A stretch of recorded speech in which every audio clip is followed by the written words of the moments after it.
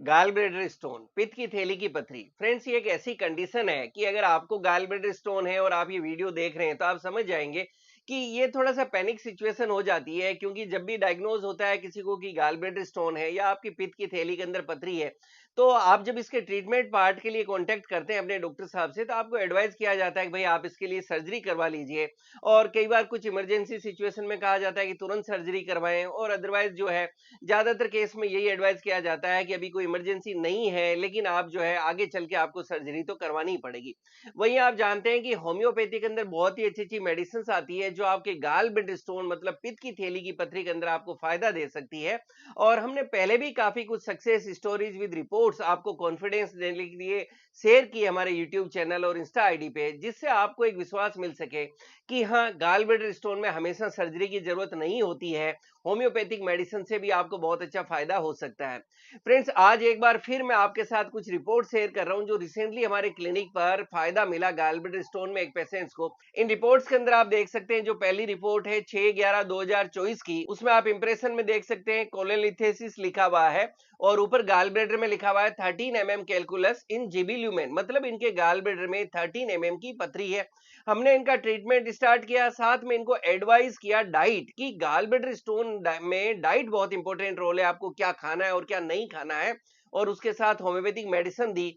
और next report के अंदर फ्रेंड्स, नीचे आप इंप्रेशन में देख सकते हैं no evidence of cholelithiasis at present, और गाल ब्लैडर में ऊपर नो कैलकुलस, मतलब अब इनकी रिपोर्ट के अंदर लिखा गया है कि अब इनके गाल ब्लैडर स्टोन नहीं है।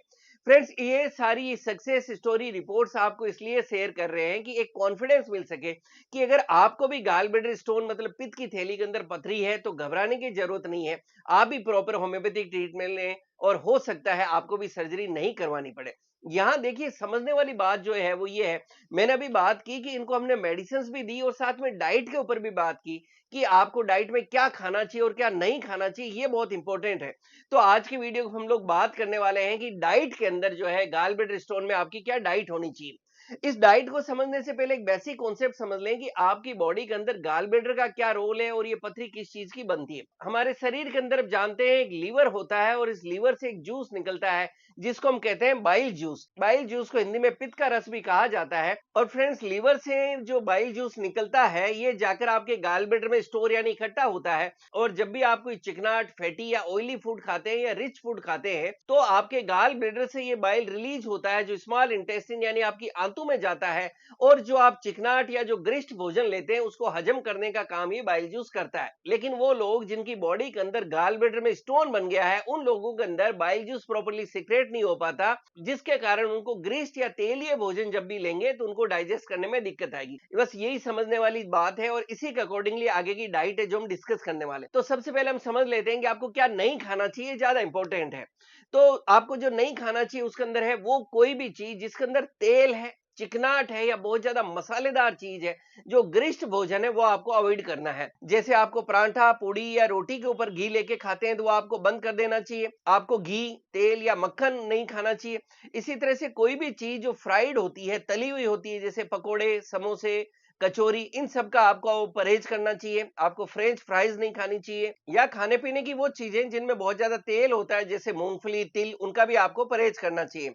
आप अपनी सब्जी जब भी बनाए तो देखें वो कम से कम तेल के अंदर बने और उसके अंदर मसाले भी कम से कम डलने चाहिए। तो तेल और चिकनाट और मसाले आप जितना कम से कम मात्रा में लेंगे उतना ही आपके लिए फायदेमंद होगा। नेक्स्ट, एक कॉमन क्वेश्चन आता है कि सर क्या डेयरी प्रोडक्ट्स या दूध को लिया जा सकता है। जी हाँ, आप दूध को ले सकते हैं, लेकिन देखें कि दूध स्किम्ड हो। स्किम्ड का मतलब होता है कि आप दूध को गर्म करें और गर्म करने के बाद उसको अच्छी तरह से ठंडा कर लें। जब वो ठंडा हो जाए तो आप देखेंगे ऊपर एक मलाई की परत आ जाएगी। आप मलाई की परत को हटा दें और उसके बाद जो दूध है उसको आप ले सकते हैं, क्योंकि उससे फैट्स हट गया। तो आप दूध ले सकते हैं, लेकिन उसमें से मलाई हटा के उसके बाद में लें। एक नेक्स्ट क्वेश्चन दही के बारे में आएगा, तो आप दही का यूज नहीं करें, क्योंकि दही के अंदर फैट होता है और उस फैट से आप जानते हैं कि मक्खन या घी पूरा आगे निकलता है, तो आपको दही का परहेज रखना है। लेकिन आप बटर मिल्क या छाछ ले सकते हैं, क्योंकि दही से जो फैट निकल जाता है उसके बाद में छाछ बनती है, तो आप छाछ को ले सकते हैं। इसके साथ में आपको कुछ दूसरी चीजें भी नहीं खानी चाहिए, जैसे चीज, butter, ice cream, chocolate, cake, cookies, कोई भी तरह की सॉफ्ट ड्रिंक्स। आपको नॉन वेज या एग भी खाने से बचना चाहिए। आपको बियर या अल्कोहल के सेवन से भी बचना चाहिए। आपके लिए अच्छा रहेगा कि आप ड्राई फ्रूट्स का सेवन नहीं करें। आप मैदे, बेसन, भुजिया या कोई भी तरह के फास्ट फूड्स को नहीं खाएं। तो आपने देखा कि आपको किसी भी तरह की चिकनाट्स को नहीं खाना है, कोई भी तरह के फास्ट फूड्स नहीं खाने हैं, पैक्ड फूड आइटम्स नहीं खाने हैं। अब हम बात करते हैं कि आपको खाने में क्या खाना चाहिए। आप हर वो फूड आइटम खा सकते हैं जिसमें तेल या चिकनाट नहीं हो, जिसमें स्पाइसेस नहीं डले हो। आप हर सीजन के अनुसार, हर मौसम के अनुसार फल खा सकते हैं और आप अपनी डाइट में जितने ज्यादा फ्रूट्स लेंगे उतना ही आपके लिए अच्छा रहेगा, क्योंकि इसमें कोई तरह का तेल या मिर्च मसाला नहीं होगा। लेकिन कुछ फ्रूट्स हैं जिनको स्पेशली आप अपनी डाइट में खास करके शामिल कर सकते हैं, जो आपके पित्त की पथरी के अंदर आपके लिए फायदेमंद साबित होते हैं। जैसे आप अपनी डाइट के अंदर एप्पल को शामिल करें, नाशपाती को ले, आप चेरीज को ले। जो खट्टे फल हैं जैसे संतरा, अंगूर या नींबू, इनको भी आप अपनी डाइट में शामिल करें। ये फल खास करके अगर आपको गाल स्टोन है तो जरूर खाना चाहिए, क्योंकि ये पथरी को बढ़ने से रोकने में मदद करते हैं। इसी तरह से आप अपनी डाइट में सलाद खूब ले सकते हैं, आप हर तरह के फल का जूस ले सकते हैं। और वेजिटेबल्स या सब्जियों की बात करें तो आप हरी पत्तेदार सब्जियां जितना ज्यादा लेंगे उतना ही आपके लिए अच्छा रहेगा। खासकर जैसे पालक, मूली पत्ता, चौलाई, इन पत्तेदार सब्जियों को आप अपनी डाइट में ज्यादा से ज्यादा शामिल करें। इसी के साथ में आप हर तरह की दूसरी सब्जियां भी खा सकते हैं, जैसे भिंडी, बैंगन, टमाटर, इनको भी आप अपनी डाइट में शामिल कर सकते हैं। यहाँ मैं आपको ये बताऊं कि बहुत से लोगों को ये डाउट रहता है कि भिंडी, बैंगन, टमाटर, पालक है वो पथरी में नहीं खाना चाहिए। तो फ्रेंड्स, अगर आपको गुर्दे की पथरी होती है तो ये सब्जियों का परहेज वहां पर रखना होता है। यहाँ हम बात कर रहे हैं गाल स्टोन, जो पित्त की पथरी है। तो अगर पित्त की पथरी के अंदर इन सब्जियों के परहेज की जरूरत नहीं है, आप सारी जो हरी पत्तेदार सब्जियां या सीजनल वेजिटेबल्स है वो खा सकते हैं। आप अपनी डाइट के अंदर टमाटर और गाजर को भी शामिल कर सकते हैं, ये भी गाल स्टोन को बढ़ने से रोकने में मदद करती है। तो आप हर तरह की, हर मौसम के अनुसार सब्जियां खा सकते हैं।